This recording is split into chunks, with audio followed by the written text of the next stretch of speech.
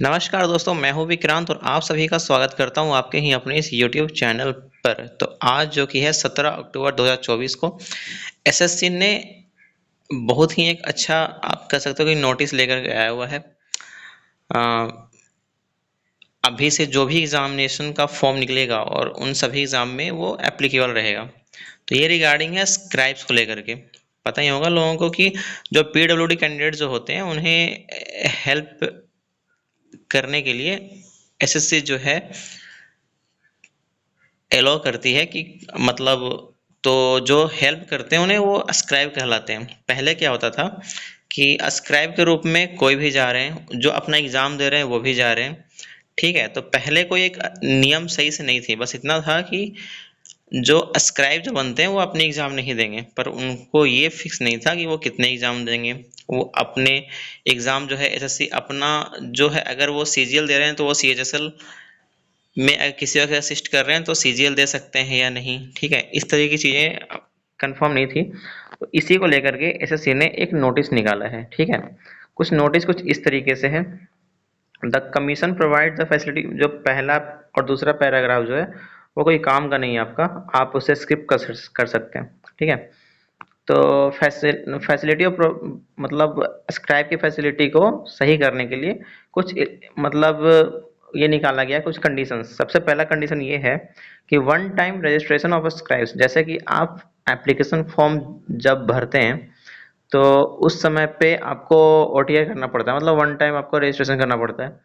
Registration करने के बाद आप उसमें डिटेल्स वगैरह डालते हैं कि आपका एग्जामिनेशन 10th 12th ग्रेजुएशन कब का है, फिर आधार कार्ड्स के डिटेल्स, आपके फैमिली डिटेल्स आपकी, ठीक है? मैक्सिमम डिटेल्स आपकी होती हैं, फ़ोन नंबर, आधार कार्ड, पैन कार्ड, ये सभी के सभी अपलोड होते हैं। उसी तरीके से एक ओटीआर फैसिलिटी करवाई जाएगी स्क्राइब के लिए, ठीक है? A person shall be allowed to act as a scribe only after completing his or her OTR on the website of the commission. पहले क्या था कि आप बस दे दीजिए कि मतलब कोई पीडब्ल्यूडी कैंडिडेट कोई है, आपको स्क्राइब की जरूरत है, आप वहां पे जाइए तो स्क्राइब की आपको कुछ डिटेल्स देनी पड़ती थी। डिटेल्स इन द सेंस कि आपके पैन कार्ड या आधार कार्ड की जेरोक्स देने से उन्हें अलाउ करते थे, मतलब लास्ट टाइम तक आप किसी को भी लेके जा सकते हो। और अगर उसकी कोई ऑनलाइन पे अगर उनकी इन्फॉर्म अवेलेबल अगर नहीं है, ठीक है? जैसे कि ओटीआर करने के बाद क्या होता है कि आप जैसे ही आप एग्जामिनेशन सेंटर में जाते हो तो आपकी डिटेल सारी सारी आ जाती है। तो यहाँ पर स्क्राइब के भी ओटीआर करवाई जाएंगी, ठीक है? दूसरे नंबर पॉइंट पे क्या है कि scribe shall not assist more than one candidate in the same examination. ये सेकंड पॉइंट जो है ये बहुत जरूरी था लाना एसएससी के लिए। रीजन क्या है जो आप जानिए कि अब किसी किसी को तो स्क्राइब ठीक ठाक मिल जाते हैं, किसी किसी को स्क्राइब उतना ठीक नहीं मिलते हैं।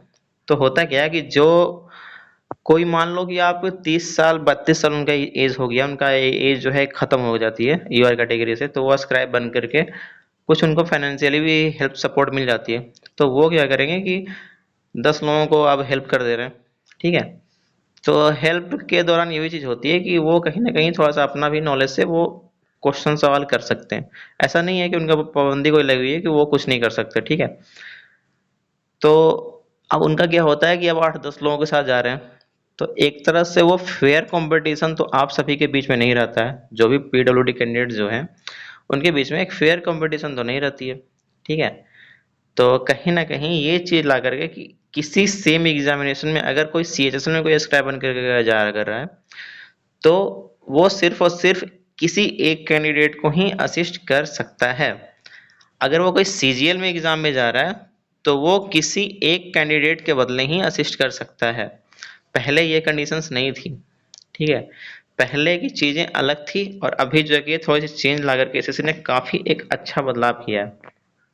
Further, as already stipulated in the notices of examination published by the Commission, it is reiterated that a candidate applying for any examination cannot act as a scribe for another candidate in the same examination. ठीक है? तो वो same चीजें हैं। Fourth number point पे भी आपका appropriate provisions to give effect to the aforesaid decisions taken by the commission will be included in the future notices of examination published by the commission. However, in case those examinations where notice of exam have already been published, separate notices wherever applicable for each such examination will be published on the website of the commission for information of the candidates. The candidates are therefore advised to visit the website of the commission regularly for updates in this regard. ठीक है, तो मतलब वही चीज़ है कि जहाँ जहाँ पर एक नोटिस निकल चुके एग्जाम की, तो अगर जरूरत पड़ने पे ये नोटिस जो है एक और अलग से निकाली जाएगी, जो कि आप कह सकते हो अमेंडमेंट टाइप करिजेंडम टाइप होती है ना, मतलब उसी टाइप से कि हाँ यहाँ पे भी सेम इस प्रोविजन को अपनाया जाए। ठीक है, अब कुछ लोग इसके फेवर में भी होंगे कि ये सही है, कुछ लोग इसके अगेंस्ट में भी होंगे कि सही नहीं है। तो ये सब हर अपनी अपनी बातें हैं। ठीक है, तो बाकी इतना ही। तो ये रहा था नोटिस आप सभी के सामने। चलता हूँ मैं। Thank you tata and bye bye.